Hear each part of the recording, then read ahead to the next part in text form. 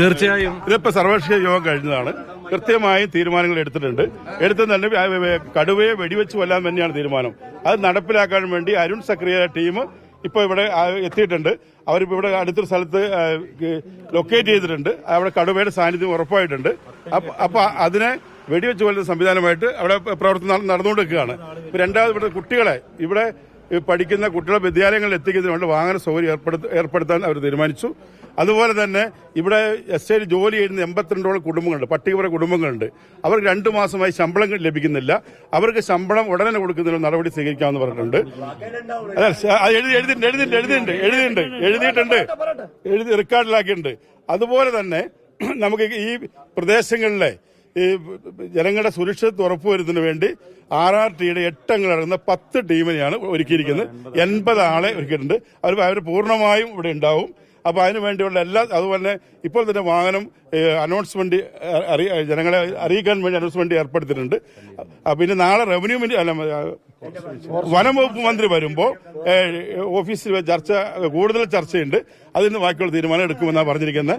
അപ്പോൾ ഇപ്പോൾ ADM ആയിട്ടുള്ള ചർച്ച നല്ല രീതിയിൽ നടന്നു എന്നാണ് എല്ലാവരും വിശ്വസിക്കുന്നത്. നഗരസഭാ വൈസ് ചെയർമാൻ ജേക്കബ് സെബാസ്റ്റ്യനാണ് തീരുമാനങ്ങൾ വിശദീകരിച്ചത്.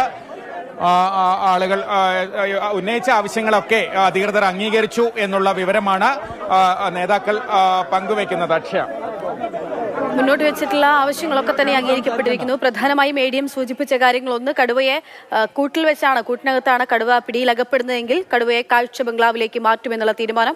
അതിലായിരുന്നു ജനങ്ങൾ വീണ്ടും ഒരു ജനരോഷം അവിടെ നമ്മൾ കണ്ടത് ആ കാര്യം പറയുമ്പോൾ. പക്ഷേ അത് അല്ലാത്ത പക്ഷമാണെങ്കിൽ വെടിവെക്കും എന്നുള്ളതായിരിക്കണം. എന്താ അതിൽ ഒരു വ്യക്തത ഉണ്ടാവേണ്ടിയിരിക്കുന്നു. മറ്റു കാര്യം, ഈ രാധയുടെ കുടുംബത്തിന് നൽകുന്ന ധനസഹായം അത് കുടുംബത്തിന്റെ സർട്ടിഫിക്കറ്റുമായി എത്തുകയാണെങ്കിൽ അടുത്ത ദിവസം തന്നെ ബാക്കിയുള്ള തുക 6 ലക്ഷം രൂപ നൽകുമെന്നുള്ള കാര്യം അറിയിക്കുന്നു. ഒപ്പം തൊഴിൽ താൽക്കാലിക നിയമനം അത് ഫെബ്രുവരി 1 മുതൽ കുടുംബത്തിൽപ്പെട്ട ഒരാൾക്ക് തൊഴിൽ നൽകുമെന്നുള്ള കാര്യം അറിയിക്കുന്നുണ്ട്. കുട്ടികളെ സ്കൂളിൽ പരീക്ഷയ്ക്കായി എത്തിക്കുന്നതിന് ആവശ്യമായിട്ടുള്ള വാഹനങ്ങളുടെ കാര്യം ഉൾപ്പെടെ സൂചിപ്പിക്കുന്നുണ്ട്. കമൽ, ഒരിക്കൽ കൂടി നിലവിൽ എടുത്തിരിക്കുന്ന തീരുമാനങ്ങൾ പൂർണ്ണമായിട്ട് ഒന്നുകൂടി പറയാമോ?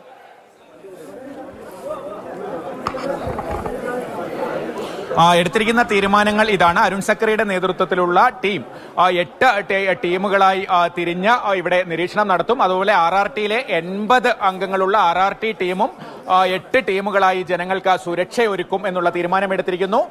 മറ്റൊന്ന്, പ്രിയദർശിനി എസ്റ്റേറ്റ്, ഈ സ്ഥലം സർക്കാരിന്റെ പട്ടികവർഗ വകുപ്പിന് കീഴിലുള്ള ഒരു സഹകരണ സംഘത്തിന്റെ എസ്റ്റേറ്റ് ആണ്. അവിടെ തൊഴിലാളികൾക്ക് പല പ്രശ്നങ്ങളുമുണ്ട്, ശമ്പളം കിട്ടുന്നില്ല. അതൊക്കെ അതിന്റെ ചെയർമാൻ കൂടിയായിട്ടുള്ള ജില്ലാ കലക്ടർ യോഗം വിളിച്ച ഉടൻ തന്നെ അതിന് പരിഹാരമുണ്ടാക്കും. മറ്റൊന്ന്, വനാതിർത്തിയിലെ അടിക്കാടുകൾ വെട്ടുന്ന കാര്യത്തിൽ വനംവകുപ്പ് അത് തുടങ്ങിയതാണ്, ചില കാരണങ്ങൾ കൊണ്ട് ഇന്ന് നിർത്തിയതാണ്, അത് തുടരും. ഫെൻസിംഗിനുള്ള ടെൻഡർ നടപടികൾ ഊർജിതമാക്കും. അതുപോലെ ഈ കടുവയെ കൂട്ടിൽ പിടികൂടിയാൽ ഒരു കാരണവശാലും വനത്തിൽ തുറന്നുവിടില്ല, മൃഗശാലയിലേക്കോ അല്ലെങ്കിൽ സംരക്ഷണ കേന്ദ്രത്തിലേക്കോ മാറ്റും. തുറന്നുവിടുന്ന പ്രശ്നം ഉണ്ടാകില്ല. ഇനി കൂട്ടിൽ പിടികൂടാൻ കഴിയുന്നില്ലെങ്കിൽ മയക്കുവെടി വെച്ച് പിടികൂടുകയോ അല്ലെങ്കിൽ വെടിവെച്ച് കൊല്ലുകയോ ചെയ്യും എന്ന് തന്നെയാണ് പറഞ്ഞിരിക്കുന്നത് എന്ന് നേതാക്കൾ പറയുന്നു. എന്താണെങ്കിലും ഇന്നത്തെ ചർച്ച വിജയകരമാണ് എന്നാണ് നേരത്തെ ഇവിടുത്തെ പ്രതിഷേധിച്ച ആളുകളുടെ പ്രതിനിധികളും നഗരസഭാ വൈസ് ചെയർമാൻ ഉൾപ്പെടെയുള്ള നേതാക്കളും അറിയിച്ചിരിക്കുന്നത്. മറ്റൊന്ന്, ഇവർക്ക് ഈ തൊഴിലെടുക്കാൻ പറ്റാത്ത ദിവസങ്ങളിൽ എന്തെങ്കിലും വേതനം നൽകണമെന്ന ആവശ്യം ഉന്നയിച്ചിട്ടുണ്ട്. അതൊക്കെ ജില്ലാ കലക്ടർ ചെയർമാനും സബ് കലക്ടർ മാനേജിംഗ് ഡയറക്ടറുമായ ഒരു സംവിധാനമാണ് ഈ എസ്റ്റേറ്റ് നടത്തുന്നത്. ആ സൊസൈറ്റി അതിൽ കൃത്യമായ തീരുമാനങ്ങൾ എടുക്കും എന്നുള്ള ഉറപ്പും നൽകിയിട്ടുണ്ട്. അക്ഷയ.